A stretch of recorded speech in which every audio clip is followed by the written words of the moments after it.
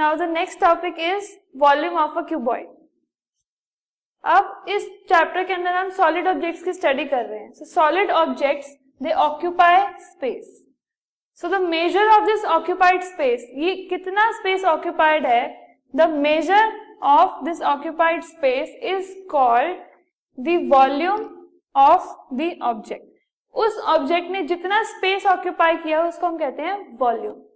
And if the object is hollow and the interior is empty, अंदर से अगर वो ऑब्जेक्ट खाली है, अगर एम्प्टी है, so the volume of the substance that can fill the interior, जितना वॉल्यूम उस इंटीरियर को भर देगा उसको हम कहते हैं the capacity of the container. अगर कोई भी कंटेनर है वो अंदर से खाली है तो जितनी वॉल्यूम उस कंटेनर को फिल कर दे, that is called the capacity of the container. अब ऐसे ही क्यूबॉइड की वॉल्यूम होती है. आपको पता है cuboid is measured in 3 dimensions, length, breadth and height. So the volume of a cuboid is length multiply by breadth multiply by height. Length को हम L से डिनोट करते हैं, ब्रेड्थ को हम B से डिनोट करते हैं, हाइट को हम H से डिनोट करते हैं. शॉर्ट फॉर्म में we can write volume of a cuboid is equal to L into B into H.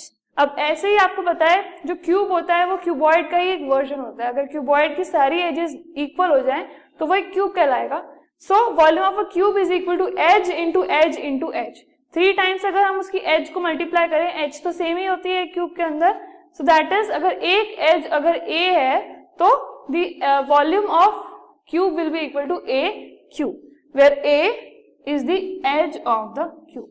So volume of cuboid is L into B into H, that means length into breadth into height, and volume of cube is edge into edge into edge, that means A cube. Fine, now let us see some examples based on this.